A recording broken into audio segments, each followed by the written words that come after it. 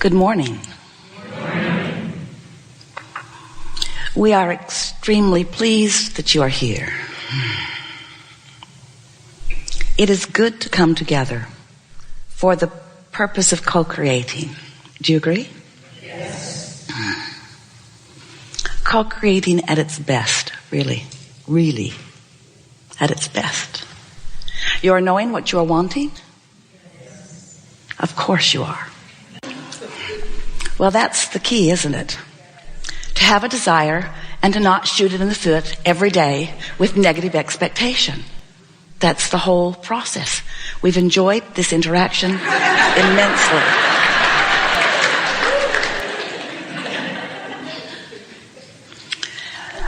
Well, you are remarkable in that you are among the rare humans who are recognizing your vibrational nature. And if you aren't fully recognizing it in this moment, you will before we are finished today, because it's all we ever talk about. The vibrational nature of you and of everything else. When you are aware of your emotions and what they mean, then you are able to consciously meld together the vibrational beingness that is you from source perspective. That part of you that existed before you came into this body, who still exists even though you are in this physical body. You're able to meld that part of you with this physical human personality part of you.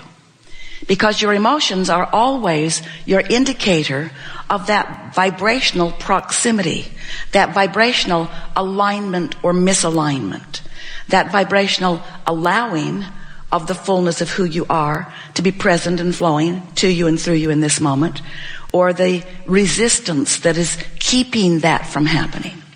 And we want to help you to realize that in every moment of any resistance, and resistance isn't a bad thing, although it's something that you want to learn to be aware of and to moderately control, that resistance that you are aware of because of any negative emotion that you might feel is always self-imposed, self-applied because of you in your physical body. It's your focus. No resistance is ever added to the equation from your non-physical standpoint. As you form a perspective or an opinion, law of attraction will validate it, because law of attraction will match whatever you've got going on. So sometimes in your quest for rightness, you form an opinion and law of attraction just validates that rightness. We just want to point out to you that if in the midst of that rightness you feel negative emotion, the source within you is holding a different opinion. The source within you is not calling you wrong and not even trying to get you to think differently than you think. Just being who source is, loving as source loves, keeping the light on for you in case you want to stumble in.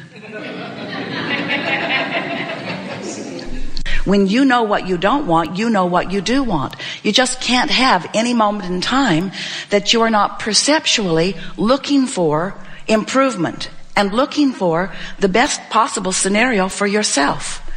Now, there are a lot of people that don't want to be that way. You want to be more humble, or you want to be more giving of others. But we submit to you that unless you are selfish enough to care about your own vibrational relationship with your own vibrational partners, meaning the source within you, then you have no chance of alignment, and then you have no chance of steadily flowing the fullness of who you are into any moment in time. And if you're not fully aligned and flowing the whole of you into the conversation, into the lovemaking, into the appreciation, into the awareness, into the conversation, into whatever it is that you're focused upon, then the diminishment that you experience as a result of not allowing the wholeness of you to be there is what you would describe as negative emotion, and it's what we would describe as self-applied by you resistance as a result of choosing thoughts in this moment that are not up to speed, are not equivalent, are not same as the thought that the source within you is thinking about the same thing in the same moment. We have one small story to tell you, and we think it lays the basis of everything that we're going to be talking today really well for you.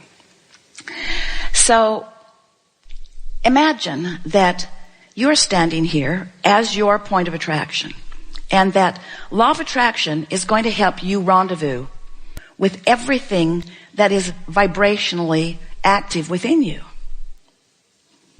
So it's like there's a pipeline between you and what you've been thinking about, wanted and unwanted. So we call this pipeline the path of least resistance, because as you think about it, you offer a thought that opens the pipeline. A thought that you hold for as little as 17 seconds is powerful enough. But once you cross the 17-second mark, we're not kidding you. This is precise. Another thought like it joins it. That thought's more powerful. So the path of least resistance between you and what you're thinking about is that much more. By the time you hold it for another 17 and then another 17, so you cross the 68-second mark, that path of least resistance is significant enough that there is going to be some demonstration to you if you're aware. The demonstration will come, you might miss it, but there's going to be some demonstration of the pathway you've laid. So we just want to say to you, in the simplest way, you heard that so completely, that any time you're opening a path that's leading to something that you do not want, every time, no exceptions, you feel negative emotion. And every time you're opening a path that's leading you to something you do want, every single time, no exception, you feel positive emotion. We have enjoyed this interaction immensely. There isn't anything you need to know. If you are accepting that you are a vibrational being, and most of you are, there's not a shred of evidence to the contrary of anything that we speak, so accept it. Oh, that doesn't work, does it? Life will show you. Life will show you. So if you accept that you're a vibrational being, and if you accept that you're constantly emitting these vibrations, and that these vibrations, which are the same thing as your thoughts or your interests, past, present, or future, whether you're observing it or imagining it or remembering it, you're thinking about it. And if you're doing any of those things, you're offering a vibration, and if you're offering a vibration, then you're carving out a path of least resistance. So we began explaining to Esther that you've got 17 seconds to go down the wrong path a little bit. You've got 17 seconds before that momentum gets going, or before you reinitiate it again today, because you know what? And this is the most important thing. The paths that you've carved out before are irrelevant today. They're just easier to carve out today if you've carved them out before. But they're really irrelevant. In other words, it's today where all of your power is. So it's your propensity to lean in a direction of wanted or unwanted. It's your propensity to feel negative or positive. It's your propensity. Your mood is a propensity. It's not something that's stuck in your vibrational craw. It's not something that has been memorized that you can't get around. You are free to reset the button anytime. We began saying to our friends, you friends, you may have some clogged pipes. Because if you're asking for things that aren't coming, it may be that you've got some clogged pipes. So it was a sort of fun analogy to play with. Let's get those pipes open. And the better you feel, the more your pipes are open. But then later, the analogy began to evolve. And Esther heard us say, as she's listening back on one of the recordings, that those pipes closed up from neglect. And something about that just jumped out to her. And so she sat and wrote with us. She's working on a new book. We are writing it. It's called The Grid, which really is the label that we're giving to what your point of attraction is. What are you doing? It's like a grid or a framework that's filling in with the details. But what are you vibrationally building? What grid have you established that is filling in with all of the details? And so, as Esther is thinking about these pipes that have clogged up with neglect, we said to her, there are things that you've opened a path of least resistance to that you don't want to rendezvous with. So why not let those pipes close up from neglect, lack of attention? And there are those things that you really want to establish a pathway to, a path of least resistance to. So why not keep those pipes open by attention. So Esther was talking to a friend the other day, and she said, I have something to tell you, but I only have 17 seconds to do it in.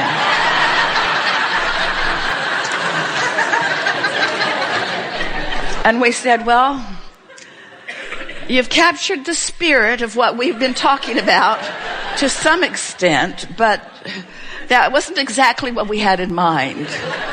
Because we think if you're wise enough to know you're headed down the wrong path, you're wise enough to keep your mouth shut. We mean that in the most loving way. In other words, if you don't talk about it, you're going to shorten the path or just let it clog up from neglect.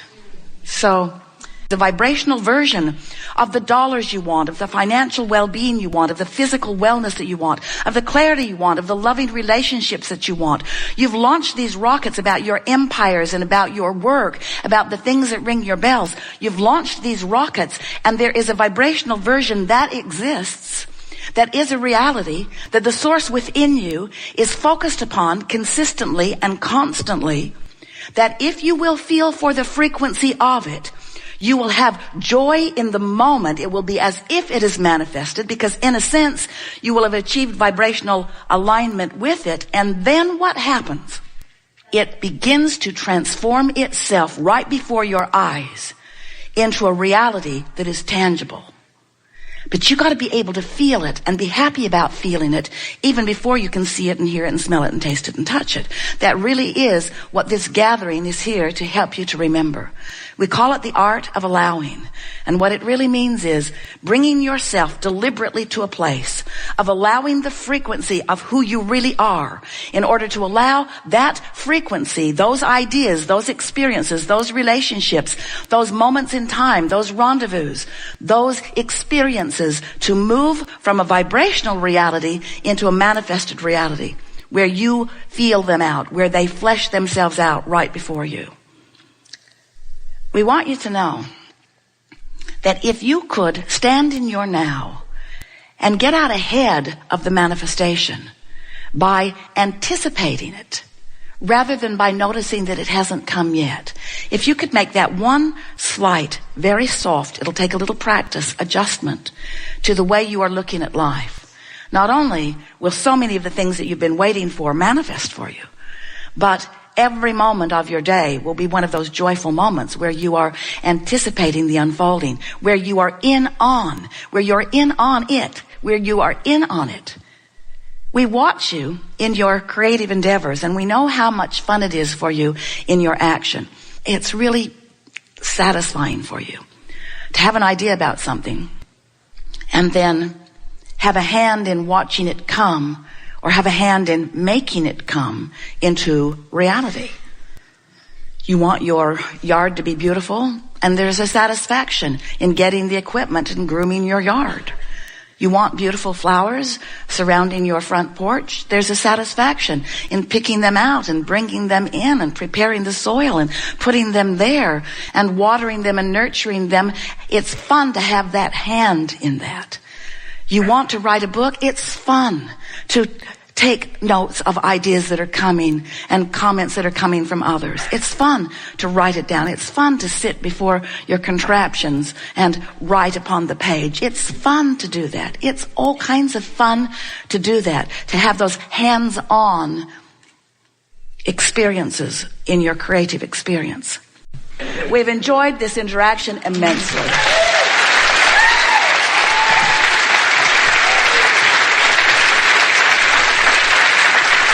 There is great love here for you.